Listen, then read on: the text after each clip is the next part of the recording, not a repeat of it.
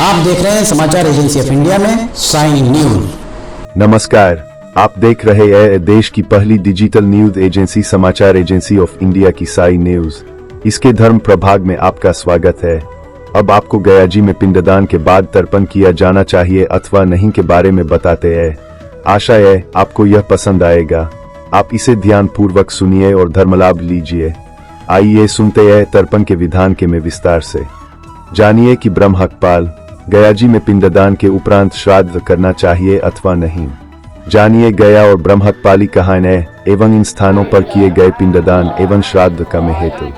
आप देख, सुन और पढ़ रहे हैं समाचार एजेंसी ऑफ इंडिया की साई न्यूज के धर्म प्रभाग में विभिन्न जानकारियों के संबंध में।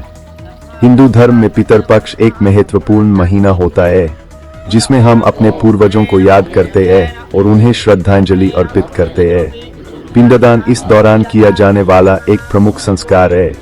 यह माना जाता है कि पिंडदान करने से पितरदोष दूर होता है और पितरों को मोक्ष की प्राप्ति होती है। ब्रह्महकपाल, जिसे ब्रह्महकपाली भी कहा जाता है, एवं गया जी जैसे तीर्थों में पिंडदान का विशेष महत्व है। अक्सर यह प्रश्न उठता है कि इन स्थानों पर पिंडदान करने के बाद क्या फिर श्राद्ध करने की आवश्यकता होती है। पितरपक्ष अगर आप जगत को रोशन करने वाले भगवान भास्कर, भगवान विष्णु जी, देवादिदेव महादेव, ब्रह्मांड के राजा भगवान शिव एवं भगवान श्री कृष्ण जी की आराधना करते हैं, और अगर आप विष्णु जी, मर्यादा पुरुषोत्तम भगवान श्री राम जी एवं भगवान कृष्ण जी के भक्त हैं, तो कमेंट बॉक्स में जय सूर्य देवा, जय विष्णु देवा, ओम नमः शिवाय, जय श्री कृष्ण, जय श्री राम, हरिओम तत्सत, ओम नमो भगवते वासुदेवाय नमः लिखना न भूलिए। पितरों की तृप्ति और उनकी प्रसन्नता के लिए आश्विन मास के पूरे कृष्ण पक्ष में श्राद्ध किया जाता है।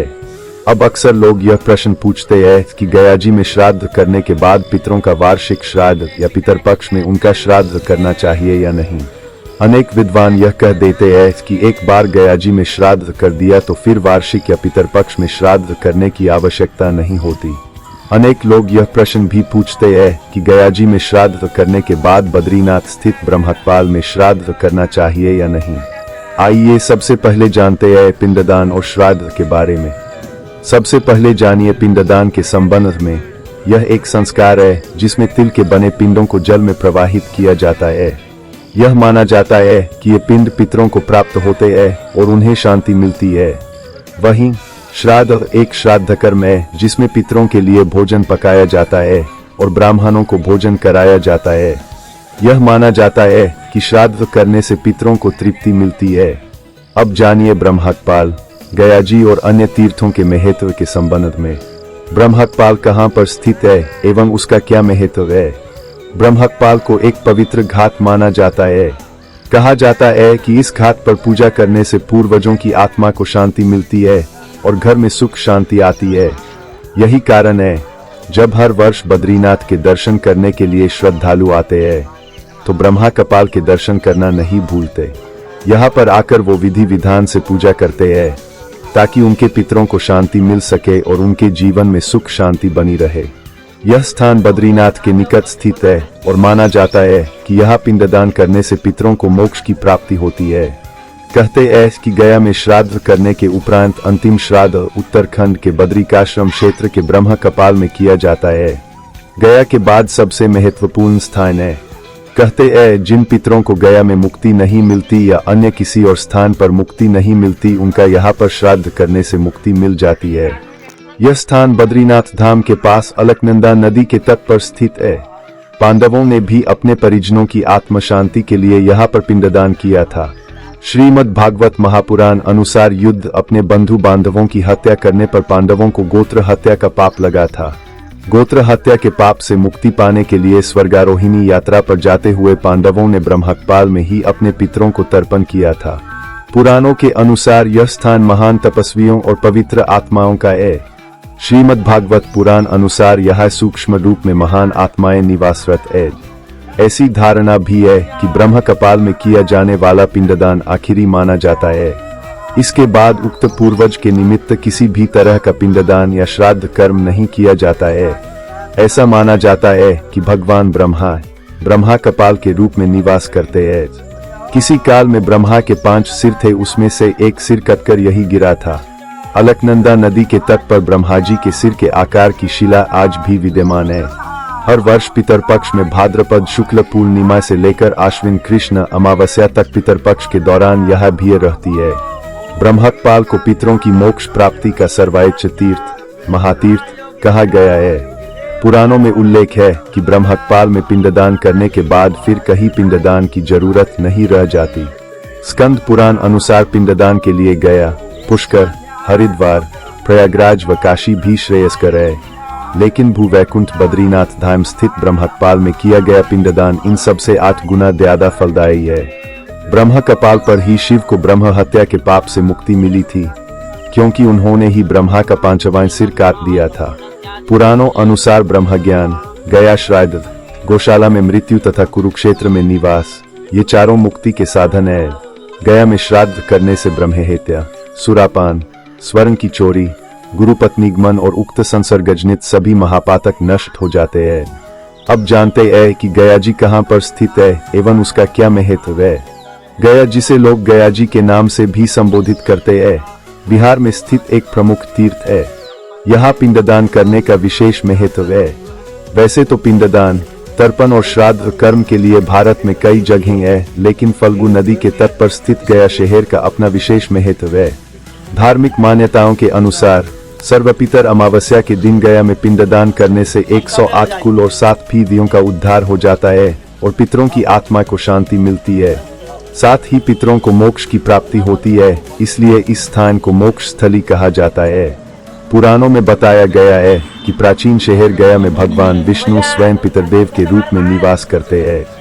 देश भर में श्राद्ध कर्म और पिंडदान के लिए 55 स्थानों को महत्वपूर्ण माना गया है, जिसमें बिहार के गया का स्थान सर्वोपरि माना गया है। गया में श्राद्ध कर्म, तर्पण विधि और पिंडदान करने के बाद कुछ भी शेष नहीं रह जाता है और यहाँ से व्यक्ति पितर ऋण से मुक्त हो जाता है। गया का महत्व इसी से पता चलता है कि फल्गु नदी के तट पर भगवान राम और माता सीता ने राजा दशरथ की आत्मा की शांति और मोक्ष के लिए यहीं पर श्राद्ध कर्म और पिंडदान किया था। साथ ही महाभारत काल में पांडवों ने भी इसी स्थान पर श्राद्ध कर्म किया था। वैसे पुण्य सलीला माता गंगा, माता नर्मदा, माता यमुना आदि नदियों के किनारे भी पिंडदान किया जाता है। अब प्रश्न वही है कि क्या ब्रह्मकपाल, गया आदि में पिंडदान करने के बाद फिर श्राद्ध नहीं करना पड़ता? विद्वान जानकारों के अनुसार इस प्रश्न का सीधा उत्तर देना थोड़ा मुश्किल है, क्योंकि विभिन्न धार्मिक ग्रंथों और मतों में इस विषय पर अलग अलग मत पाए जाते हैं। एक मत के अनुसार कुछ लोग मानते हैं कि ब्रह्मकपाल, गया आदि में एक बार पिंडदान करने के बाद पितरों को मोक्ष मिल जाता है और फिर श्राद्ध करने की आवश्यकता नहीं रहती। दूसरे मत के अनुसार कुछ लोग मानते हैं कि ब्रह्मकपाल, गया आदि में पिंडदान करने से पितरों को तत्काल मोक्ष नहीं मिलता है और श्राद्ध करना आवश्यक है। तीसरा मत है कि कुछ लोग मानते हैं कि ब्रह्मकपाल, गया आदि में पिंडदान करने से पितरों को मोक्ष मिलने की संभावना बढ़ जाती है, लेकिन श्राद्ध करना अतिरिक्त पुण्य का काम है। विभिन्न मतों के पीछे के कारण क्या है, यह जानते हैं। इसमें सबसे पहले बात की जाए धार्मिक ग्रंथों की, तो विभिन्न धार्मिक ग्रंथों में पिंडदान और श्राद्ध के संबंध में अलग अलग मत पाए जाते हैं। देश में विभिन्न संप्रदाय है और विभिन्न संप्रदायों के अपने अपने मत होते हैं। इसके अलावा व्यक्तिगत मान्यताएं भी महत्व रखती है। व्यक्तिगत रूप से लोग अलग अलग मान्यताएं रखते हैं। श्रीमद् देवी भागवत गीता के 6:4-15 के अनुसार गया जी में श्राद्ध करने की बड़ा महत्व है।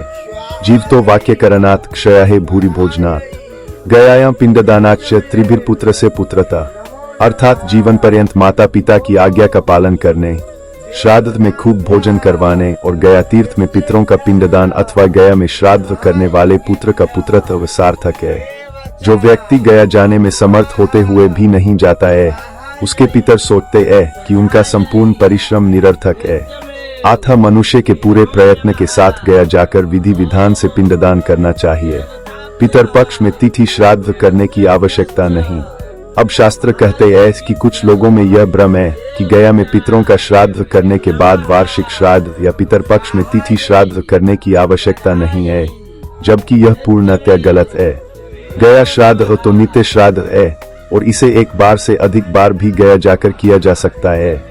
गयाजी में पितरों का श्राद्ध करने के बाद भी घर में वार्षिक क्षय तिथि पर तथा पितरपक्ष में तिथि पर श्राद्ध अवश्य करना चाहिए, इसे छोड़ा नहीं जाता। पिंडदान और श्राद्ध के संबंध में महत्वपूर्ण बातें भी जान लीजिए। पिंडदान और श्राद्ध दोनों ही श्रद्धा के साथ करने चाहिए। विद्वानों से परामर्श। किसी भी धार्मिक कार्य को करने से पहले विद्वानों से परामर्श लेना चाहिए। पितरों का स्मरण। सबसे महत्वपूर्ण बात यह है कि हमें अपने पितरों को याद रखना चाहिए और उनके लिए प्रार्थना करनी चाहिए। ब्राह्मण भोजन, दान आदि कर्म करते रहना चाहिए। जानकार विद्वानों के अनुसार मुख्य बात यह है कि गयाजी में श्राद्ध करने के बाद ब्रह्म कपाली में श्राद्ध अवश्य करना चाहिए, किंतु ब्रह्मकपाली में श्राद्ध करने के बाद गयाजी या अन्य जगह श्राद्ध करने की आवश्यकता नहीं है। किंतु पितरों की क्षय तिथि और श्राद्ध पक्ष में पितरों के निमित्त ब्राह्मण भोजन, दान आदि कर्म करते रहना चाहिए। केवल पिंडदान आदि की मनाही है। पिंडदान और श्राद्ध दोनों ही हमारे धर्म और संस्कृति का महत्वपूर्ण हिस्सा है। इनका उद्देश्य हमारे पितरों को सम्मान देना और उन्हें शांति प्रदान करना है। हमें इन संस्कारों को श्रद्धा और विश्वास के साथ करना चाहिए। हरिओम।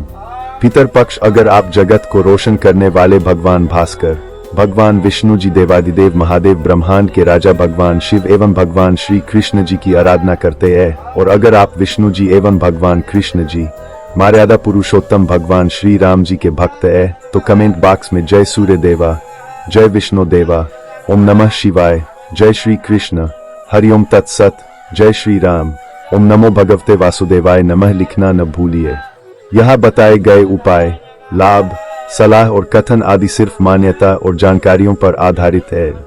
यहाँ यह बताना जरूरी है कि किसी भी मान्यता या जानकारी की समाचार एजेंसी ऑफ इंडिया के द्वारा पुष्टि नहीं की जाती है। यहाँ दी गई जानकारी में निहित जानकारी विभिन्न माध्यमों, ज्योतिषियों, पंचांग, प्रवचनों, मान्यताओं, धर्म ग्रंथों, दंत कथाओं, किंवदंतियों आदि से संग्रहित की गई है। आपसे अनुरोध है कि इस वीडियो या आलेख को अंतिम सत्य अथवा दावा न माने एवं अपने विवेक का उपयोग करें। समाचार एजेंसी ऑफ इंडिया पूरी तरह से अंधविश्वास के खिलाफ है। किसी भी जानकारी या मान्यता को अमल में लाने से पहले संबंधित विशेषज्ञ से सलाह लें। अगर आपको समाचार एजेंसी ऑफ इंडिया में खबरें आदि पसंद आ रही हो तो आप इसे लाइक, शेयर व सब्सक्राइब अवश्य करें। हम नई जानकारी लेकर फिर हाजिर होंगे, तब तक के लिए इजाजत दीजिए। हरिओम। समाचार एजेंसी ऑफ इंडिया की साई न्यूज में प्रसारित खबरें, गीत, गजल, भजन आदि पसंद आ रहे हों तो आप इसे लाइक, सब्सक्राइब व शेयर जरूर करें। कमेंट बॉक्स में लिखकर बताएं कि आपको ये कैसे लग रहे हैं। यह भी बताएं कि आप और क्या क्या देखना व सुनना चाहते हैं। फिलहाल समय है आपसे इजाजत लेने का। आप सभी स्वस्थ रहें, मस्त रहें। बोलिए विष्णु देवता की जय।